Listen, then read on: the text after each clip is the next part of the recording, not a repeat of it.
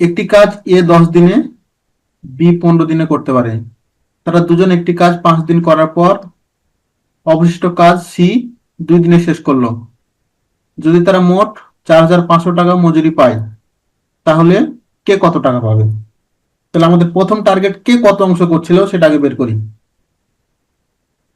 তাহলে প্রথম অংশ হচ্ছে কে করছে মোট 5 দিন, এ আর বি মিলে। বাকি কাজ হচ্ছে সি করছে একাই 2 দিন। এটা হচ্ছে অংশ। তাহলে এ কতটুকু করছে?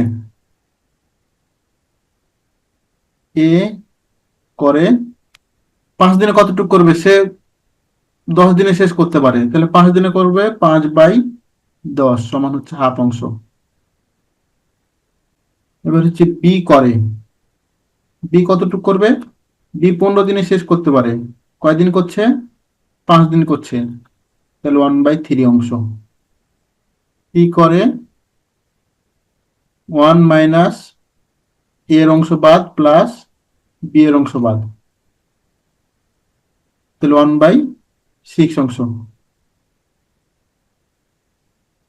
এটা ক্লিয়ার? কে কত অংশ করছে এটা যখন পেয়ে গেছি, তখন আমরা কে কত টাকা পাবে সেটা বের করতে পারবো। অতএব এ পাবে 4500 এর 1/2, 2250 টাকা। বি পাবে 4500 এর 1/3, 1500 টাকা। সি পাবে, টোটালটা থেকে এই দুটো বিয়োগ করতে পারি অথবা এটা করতে পারি, 4500 এর 1/6 সমান 750 টাকা।